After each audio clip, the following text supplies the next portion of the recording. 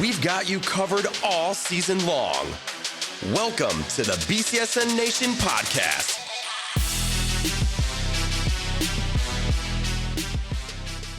All right, here it is. Welcome to Season 2, Episode 27 of the BCSN Nation podcast. We got a playoff extravaganza brought to you by Buffalo Wild Wings. Let's go, sports bar. Of course, with me, Justin Feldkamp, Mike Robb. We are ready for all kinds of playoff fun. And since we're moving deeper into the playoffs, gentlemen, I want to ask you what your favorite state final of any sport is as far as pageantry, the game, the environment. We'll start, Justin, with you. Yeah, this is a great question to start off. It's hard for me to say just one because I think the OHSA does such a great job with all of the state finals events in regards to putting in a location that's accessible, putting in a location that seems like it's a big time deal for the student athletes and then for the fans. I think wrestling at the Shot is phenomenal. I think moving from Columbus to Dayton for basketball was a smart move. UD Arena is a little tighter and more confined, so you get a more intimate atmosphere. I think baseball, you got the minor leagues, so a 16 to 18-year-old is playing in a professional baseball stadium. Akron has done a great job there. Same thing for the softball there. I also think getting it away from Columbus and the cavernous Ohio Stadium for football, getting it to Tom Benson Stadium in Canton was a good move. So I know that's not really answering the question, but I think that hats off to the OHSA in regards to putting him in locations where it's a big feel and a big deal for all the participants. But if you had to hold it to me, I guess give me wrestling. All right, Mike, you're up. Just to spread the love. Now I want you to circle in. All right, we're gonna circle with the Sharks over here, and we're gonna look at this boat. And I'm gonna say my favorite is hockey. Okay, to be honest with you, you know, like obviously football, we're gonna love that one, right? But outside of that, hockey I thought was one of the best times I had in high school. And when I was in high school, my high school team, Shaker Heights, always found themselves in the Final Four, the Frozen Four, and going down there senior year for the state finals. What a good time hockey is for one. If you don't go to hockey games, you don't understand like the environment, right. Banging on the glass, like, you know, the hockey players interacting with it. You know, you can't really celebrate in the other sports with your fans like you do in hockey. It's just a thin piece of glass separating you. So watching the states finals in hockey was pretty good for me. I really enjoy that. And then football, obviously, you know, it's just such a build-up, and it's so hard to get there. And and obviously it's just such a grand field, like Justin said, having it at the Hall of Fame. You know, it's just such an experience for some of those kids because they'll actually end up being inducted one day into that place. Yeah, I have to agree with Justin. The Shot is my favorite place to be when it comes to state tournament. The pageantry, the atmosphere, you get that thing blowing up, especially you get an upset in the finals and all the pageantry of bringing the finalists out. Shot's my favorite for sure. So it's a deep playoff run, and we're going to give you a look into all of it throughout our show today. We've got our clip of the week, of course. We'll talk about getting you caught up on everything that's been going on in Northwest Ohio playoffs, including a massive upset last night on Tuesday night affecting our D1 brackets. So much more that we'll talk about. If you want to catch a new episode every single week right here on BCSN at 4 o'clock or anywhere you get your podcast, Apple Podcasts, Spotify, Amazon Music, or bcsnnation.com/podcast. Every Wednesday at 4 o'clock, new episodes are going to drop for you. Make sure you follow us on social media. It's at BCSN Sports across all of our platforms, TikTok, YouTube, Instagram, Facebook. You got a follow button. We're going to be there at BCSN Sports, and we'll start this whole show off today talking about the ladies' side of the bracket. All right, they're a little bit further into things. We're into the regional side of stuff for the women now. And we've got Anthony Wayne, who we expected, I think, to be there. Fremont Ross, the 2 seed, also I think a team that we expected to be there. They are both set up in regional semifinal matchups. Anthony Wayne riding an 18-game winning streak. They're going to take on Massillon Jackson. That's tonight. And then you've got Fremont Ross. They're back-to-back Northwest 2 district champions. Words are hard sometimes. They'll take on Olmsted Falls tonight in Sandusky as well. We'll look at some of those matchups. Justin, either one of those two stick out to you for it? Well, in the nature of the fact that we got the top 10 first-team All-BCSN candidates in these games with Destiny Robinson for Fremont Ross, Elise Bender for Anthony Wayne, they got a shot to go from top 10 to the final top 5s. But Anthony Wayne, you know, we've been sprinkling in conversation about the Generals throughout the podcast and on Sports Nightly and social media all season long because they deserve it, because they have built a program there. Head coach Jamie Carter has done a fantastic job. They've gone on deep tournament runs, been to the state Final Four a couple seasons ago, got upset by Fremont Ross in the district final last year. But this time both have advanced to the regionals, and they could face each other in the regional finals. But the starting five for Anthony Wayne, all non-seniors, and they find a way to get the job done when they got to rely on the horses of the Bender sisters up front, the Pike sisters as well. They have so many different weapons. I compare them to Toledo Christian. No clear-cut, only one singular player at the top. They have relative balance, and I think a little more upside maybe than the Toledo Christian boys in regards to elite-level players who go on to play Division I. But this would be great, obviously, for our area, Northwest Ohio, BCSN, to see both of these teams, the Generals and Fremont Ross, advance. Both of them have great head coaches, Jamie Carter for A-Dub and then Juan Vela for Fremont Ross. All right, Mike Robb, ladies' night tonight on BCSN. Hey, it's going to be a good night, too. One thing that we do know is Fremont Ross, obviously, they got the tools, they got the pieces, but this is going to be a hard battle for them versus Olmsted Falls. is very good. Yeah, right? this is an uphill battle. I don't think that it's going to be a blowout by any means, but I think it's going to be a tight game, and they're going to have a few players step up on their side. And Fremont Ross wants to get it done. And for Anthony Wayne, this is a team that I completely believe has a chance to be a Final Four type of squad and really make their run. You got all the scores, you got a young team, and for anything, that might be the only reason that slowed them down. If anything was to kind of go away, was just the youth, and then they'll come back next year and probably run the table. Or you got to expect Karma Johnson going to need to step up because everybody is going to start keying on Destiny Robinson the deeper and deeper we get into these playoffs. Karma Johnson did a great job last week in their matchup with Perrysburg. She had 18 points. The big thing, Olmsted Falls, they are plus 506 in point differential this season. Yeah, that is a massive margin. Yes. So a huge test for both of these teams tonight. We expected both of them to be here. We hope they can match up in a regional final if they both win. That will be on Saturday. While we're talking about the ladies and we're talking about the great top 10, top 5 players that are in this year's squads, we're going to talk about one of our top 20 female athletes across the board of the last 20 years, and you're not going to find many better than Zaya Cook. All right, we know at this table, obviously, the tremendous impact Zaya had on girls basketball here in Northwest Ohio. There's a accolade list that I could spend the entire show going over. She was the number 1 point guard in her recruiting class, the number 4 total recruit, McDonald's All-American. She was a 2-time gold medal winner for Team USA in the 2017 16U, 2018 17U FIBA World Cup and America's Cups. Obviously went on to South Carolina where she was 3-time All-SEC, twice a first-teamer, ranked top 10 in 8 different categories all-time at South Carolina, and, of course, the top 10 pick in the WNBA draft by the LA Sparks. Zaya is, hands down, belongs on this list as much as anybody, if not recently. Yeah. A clear-cut slam dunk, pun intended. We're talking basketball. A lot of the video that you see here on the screen, I've been privileged and honored to shoot a lot of it because I've been with her throughout Rogers and South Carolina, and she was the first ever guest on Inside Out with our interview show there, and she has earned every single accolade that she's gotten. She's worn the Stars and Stripes, red, white, and blue for Team USA in the U16, U18, et cetera. I mean, she's just done so many things for Northwest Ohio basketball in general, not just girls basketball, not just Rogers basketball, but you see some of the clinics that she's run. She has girls from all across Northwest Ohio, Southeast Michigan coming to get her autograph and watch her do what she does. And 2-time champ at Rogers, not to national mention, champ at South Carolina. She could become a WNBA champion one day. You talk about the trifectas of all trifectas. That's what she does. She wins, and she makes everybody around her better. And again, when she was in New York City, she had a cavalcade of people come up from Toledo, and that was just a great experience. And seeing, being with the family members and how proud they were of her, and she is just a star from Toledo. And you coaching so many young athletes that are at this elite level. She demands a lot from her teammates and has made a lot of people better in doing that. Well, I'm saying it all the time. You know why she's good at basketball? Because she played football.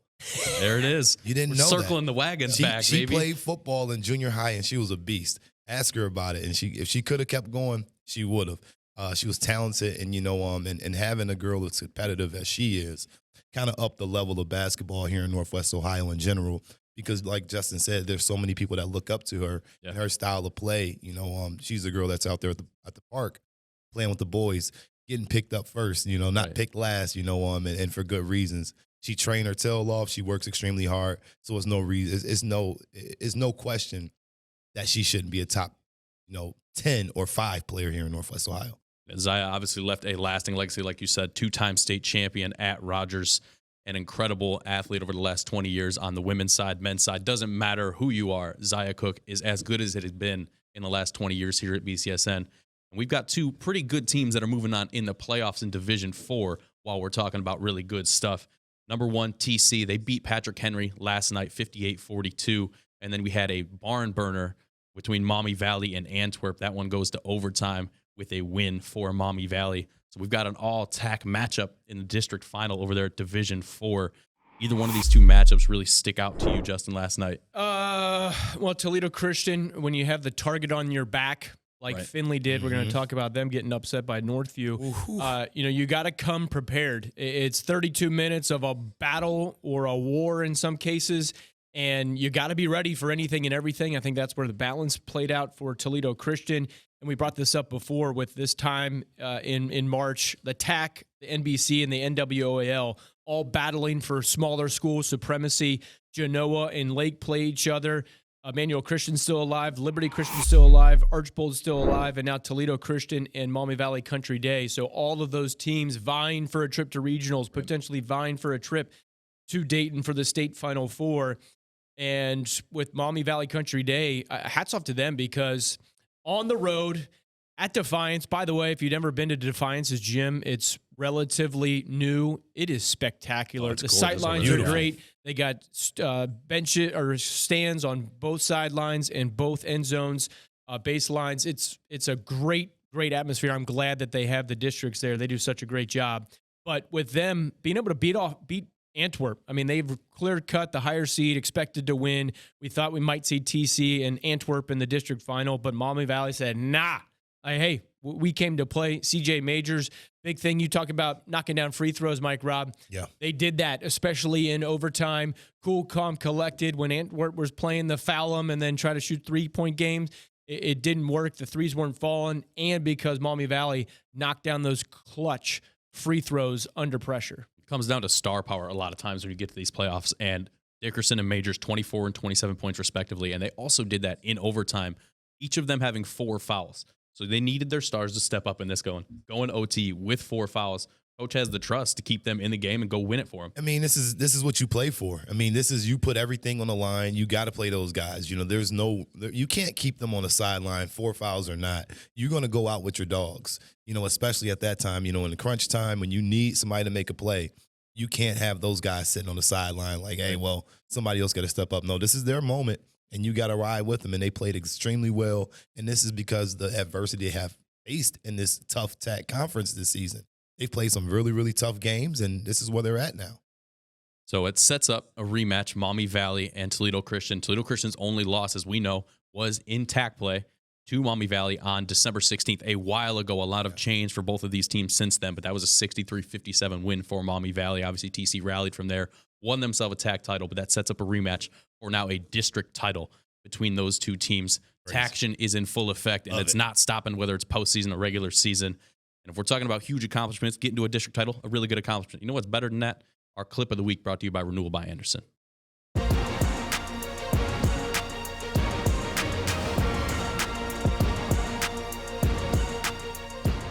right, our clip of the week. We're heading to the Hive. This one last Saturday. A playoff win for Perrysburg, but more importantly, you see it on the screen, win number 600 for Coach Dave Boyce over at Perrysburg. We've been waiting for this thing, watching every single game since 599. Coach finally getting it done with a win last Saturday over Clay, who we all know had a great resurging season for them. You see him there celebrating with the kids. You know how excited they are, how much it means to them to help Coach get to that milestone. Yeah, Dave Boyce, hats off to him, and he has done a tremendous job. You talk about someone who has the respect of any and every coach in Northwest Ohio. It is Mr. Coach Dave Boyce. And I was joking with him that we were sitting on that social media graphic that you created, Brandon. Yes. 599 wins and then the 600 wins.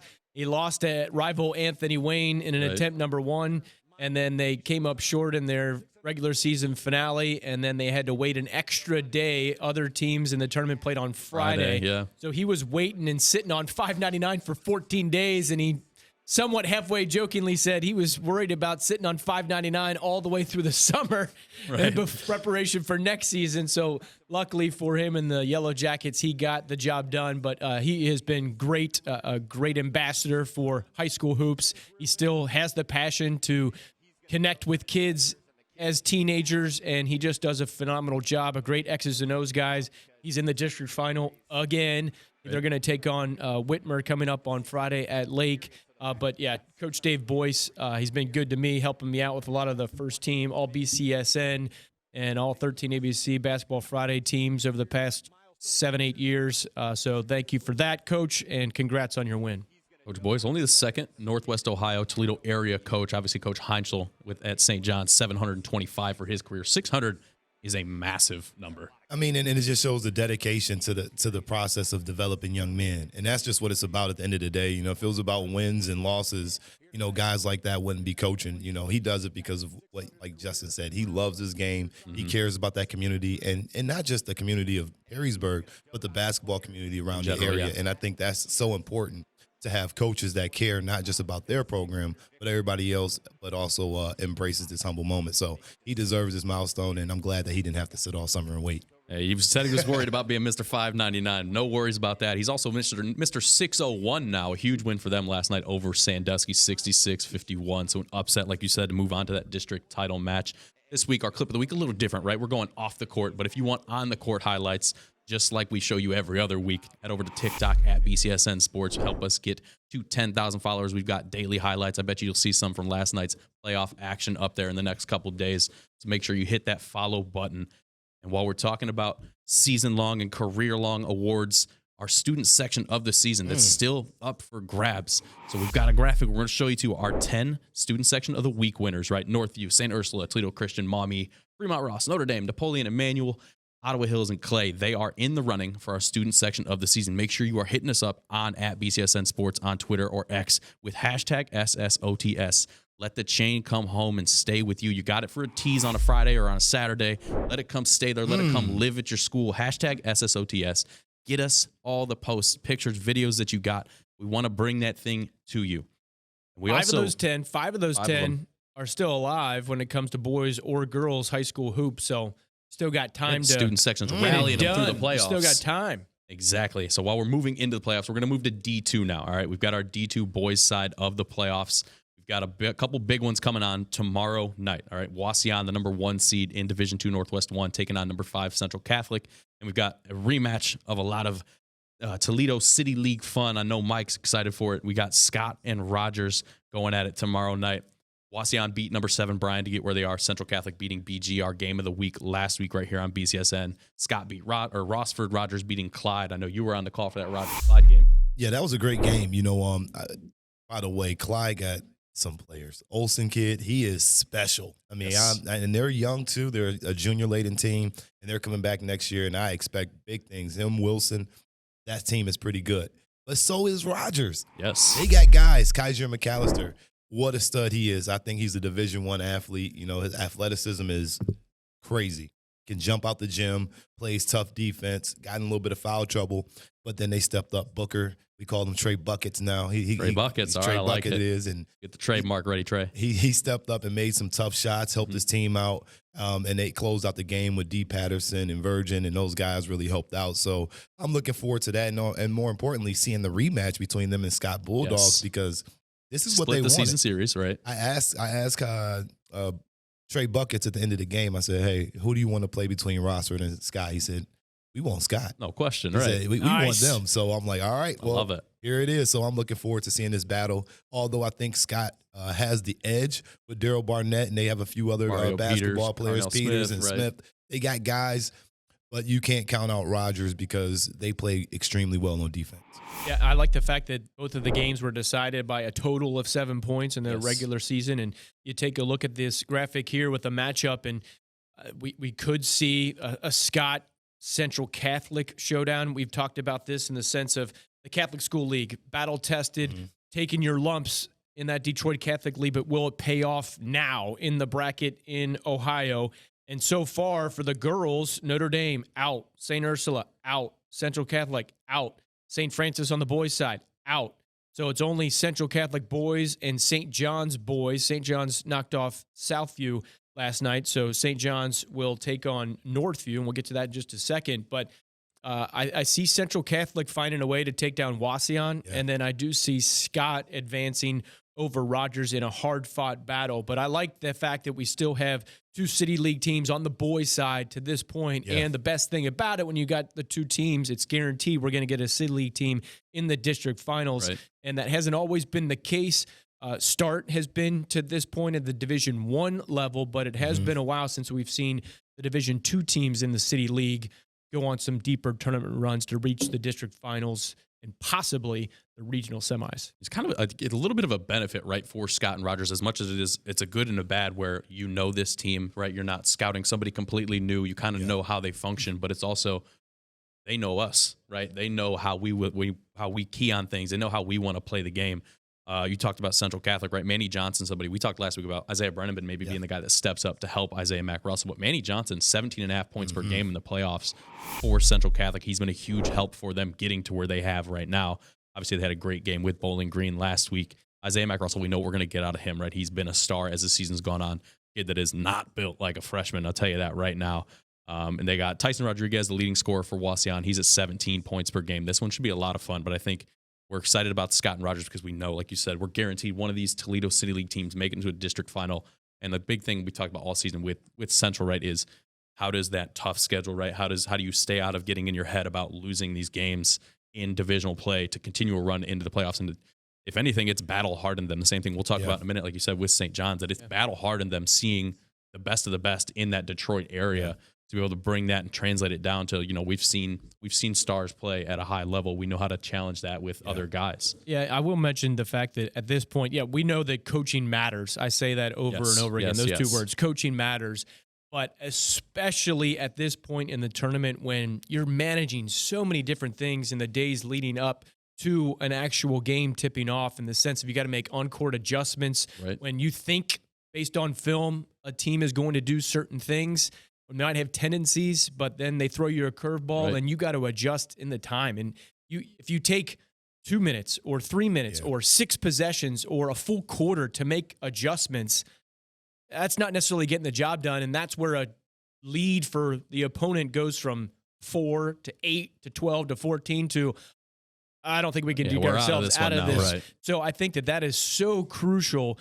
When you got 2 teams that are evenly matched, sometimes the deciding X factor is, hey, have you been there, done that as a head coach? Do you have an assistant or a staff who has been there, done that? Are you guys cohesively working as a team in the game preparation to, okay, if A, then B, if E, then F type of deal? And that it can be ever so important in all kinds of games, especially when it's nip and tuck all the way down to the final buzzer. So we're excited for those D2 matchups. We're going to move on to Division I, though, for our Dunn Chevy in Oregon game of the week.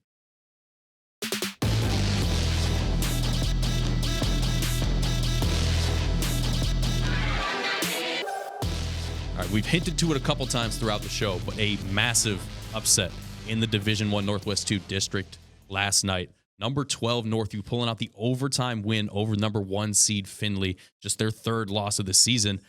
50-48, the win in overtime. Drew Barneski was massive for Northview. Coach McDonald led team, 22 points for him in the win. A couple big free throws late that gave them the lead. They were to hold on, and then you've got Eckelmeyer blocking Cordonier on the game-tying bucket at the end of regulation.